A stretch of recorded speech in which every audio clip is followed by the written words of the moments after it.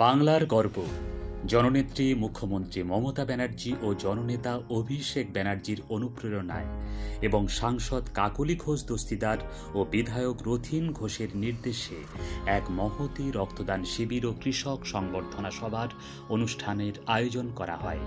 উত্তর ২৪ পরগনা জেলার বারাসাত সংসদীয় কিষাণ খেতমজুর তৃণমূল কংগ্রেসের সভাপতি মাহফুজুর রহমানের নেতৃত্বে আমরা সবাই কৃষকের উদ্যোগে স্বেচ্ছায় রক্তদান শিবির ও কৃষক সংবর্ধনার দ্বিতীয় বর্ষ পদার্পণ করল। ১ সেপ্টেম্বর ২০২৪ রবিবার সকাল ৯টায় কদম্বগাছির হাটখোলাতে প্রদীপ প্রজ্বলনের মধ্য দিয়ে অনুষ্ঠানের সূচনা হয় এবং কৃষকদের বস্ত্র বিতরণ করা হয়। বর্তমান সময়ে সরকারি ব্লাড ব্যাংকগুলিতে রক্তের চাহিদার তুলনায় যোগান অনেক কম। অন্যদিকে বেসরকারিভাবে রক্ত কিনতে গেলে অনেক টাকার প্রয়োজন। তাই সাধারণ মানুষের কথা মাথায় রেখে রক্তের ঘাটতি পূরণের লক্ষ্যে আমরা সবাই কৃষকের উদ্যোগে স্বেচ্ছায় রক্তদানের উৎসব এবং রক্তদান শিবিরকে ঘিরে এলাকার মানুষের মধ্যে একটা আলাদা উৎসাহ লক্ষ্য করা যায়। সকাল থেকে লাইনে দাঁড়িয়ে নাম লেখান রক্তদাতারা। পুরুষের সাথে পাল্লা দিয়ে গ্রামের মেয়েরাও স্বেচ্ছায় রক্তদান করেন। শেষ পর্যন্ত ১০০ থেকে ১৫০ জন রক্তদাতা রক্তদান করেন। এই দিনের অনুষ্ঠানে উপস্থিত ছিলেন বারাসাত সংসদীয় কৃষক খেতমজুর তৃণমূল কংগ্রেসের সভাপতি মাহফুজুর রহমান।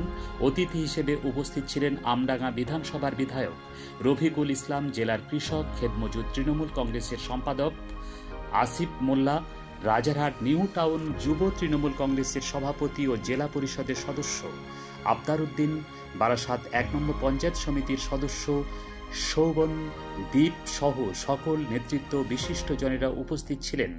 এই দিনে কৃষকরা সংবর্ধনা পেয়ে অত্যন্ত খুশি ও এলাকার সাধারণ মানুষ এই উদ্যোগকে সাধুবাদ জানান। আমরা বারাসাত সংসদীয় জেলা তৃণমূল কিষাণ কংগ্রেস, এটা আমার দ্বিতীয় বছর, প্রতি বছরই করি, কিন্তু এবছরটা এমন একটা রাজনৈতিক অস্থিরতা, আমাদের রাজনৈতিক কর্মকাণ্ড সারা পশ্চিমবঙ্গ ব্যাপী সর্বত্র মিটিং চলছে, তার মাঝখান দিয়ে এই অনুষ্ঠান করতে পেরে আমি নিজেও যেমন মানসিকভাবে তৃপ্তি পেয়েছি, শান্তি পেয়েছি। আর সব থেকে যেটা বড় জিনিস, আমার বারাসাত সংসদীয় জেলা তৃণমূল কিষাণ কংগ্রেস কৃষকদের পাশে যে আমরা আছি, বা কৃষকদের কথা যে বাংলার মানবিক মুখ্যমন্ত্রী মমতা ব্যানার্জি যেমন ভাবছে, এবং আমার সংগঠনের দায়িত্ব পাওয়ার পর আমার মনে হয় কৃষকদের সম্বর্ধনা দেওয়া, কৃষকদের কাছে টেনে এনে তাদেরকে কিছু সামান্য কিছুই না, তাদেরকে আপ্যায়ন করা, সম্মানিত করা, এটা আমার মনে হয় আমার এই প্রথম আমরা রাজারহাটে করলাম, দ্বিতীয় দেবগঙ্গায় করছি। তাই এটা আমরা কৃষকদের প্রত্যেককে একটা করে একটা গামছা দিয়েছি ১০০ কৃষককে, এবং একটা করে বিরিয়ানি তাদের দুপুরে খাওয়ার জন্য দিয়েছি, একটু জল দিয়েছি। আমি তাকে অভিনন্দন জানাই। অত্যন্ত বড় মানসিকতা ছাড়া এই অনুষ্ঠান সংগঠিত করে না কেউ। যারা রক্ত দিল তাদের সম্মান জানানোর ভাষা আমার জানা নেই। আমি শুধু বলবো তার সুস্থ থাক, দীর্ঘ জীবন পাক, বারে বারে মানুষের জন্য করুক।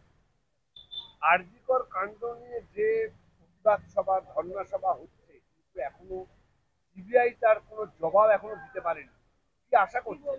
শোনেন, সিবিআই বেশিরভাগ ক্ষেত্রেই কোনো জবাব দিতে পারেনি। আমাদের বিশ্বকবির নোবেল চুরি হয়ে গেল, সে কাজটাও ৪ বছরে কিছু করতে পারে। বাংলার বহু নেতা নেত্রীকে আটকে রেখেছে, তার চার্জশিট দিতে পারছে না, প্রমাণ পাচ্ছে, কিচ্ছু নেই। এইটা সিবিআই কি করবে জানি না। আমরা দাবি করছি, ফাঁসির দাবি করছি। মমতা বন্দ্যোপাধ্যায় তাই বলছি। আগামীকাল বিধানসভায় বিল আসছে, আমরা একটা বিল সেখানে পাস করব। বোধহয় 10 দিন না একটা সময় দিয়ে দেবে সেই বিলে, যে কোনো ধর্ষণ হলে 100 দিনের মধ্যে ধর্ষকের ফাঁসি চাই। বারাসাত সংসদীয় কিষাণ খেতমজুর সংগঠনকে, মাহফুজের ভাই সহ তার সকল টিমকে আমি আন্তরিক অভিনন্দন, ধন্যবাদ এবং ভালোবাসা জানাই। তারা রাজনৈতিক কর্মসূচির সাথে সাথে বিভিন্ন রকম সামাজিক কর্মসূচি সংসদীয় এলাকা জুড়ে করছে। আজকে যেমন এখানে রক্তদান শিবির করছে, তার সাথে সাথে কৃষকদের সংবর্ধনা দিচ্ছে। বারাসাত জুড়ে তারা এরকম কাজ অনেক জায়গায় করেছে, আমি বিভিন্ন জায়গায় দেখেছি। তার জন্য মাপুজার ভাই সহ আমি এই সংগঠনের সকলকে আন্তরিক অভিনন্দন, ধন্যবাদ এবং ভালোবাসি। রক্তদাতাদের উদ্দেশ্যে আমার একটাই বক্তব্য, রক্ত যখন মানুষের প্রয়োজন হয় তখন তো মানুষের রক্ত কাজে লাগে। সুতরাং আমরা যদি রক্ত না দেই তাহলে ব্লাড ব্যাংক শূন্য হবে, আমরা পয়সা থেকেও রক্ত পাবো না। তাই রক্তদাতাদেরকে বলবো, যারা রক্ত দিলেন তাদেরকে ধন্যবাদ জানাই, যারা রক্ত দিচ্ছেন তাদেরকে ধন্যবাদ জানাবো, আর যারা আজকে রক্ত দিলেন না তাদেরকে বলবো যে সংগঠনে যেখানেই রক্তদান শিবির করবেন আপনারা রক্ত দেবেন। রক্ত না দিলে রক্ত শূন্য হবে ব্লাড ব্যাংক, মানুষ বিপদে পড়বে। ব্যুরো রিপোর্ট, শাসন বাংলা টিভি।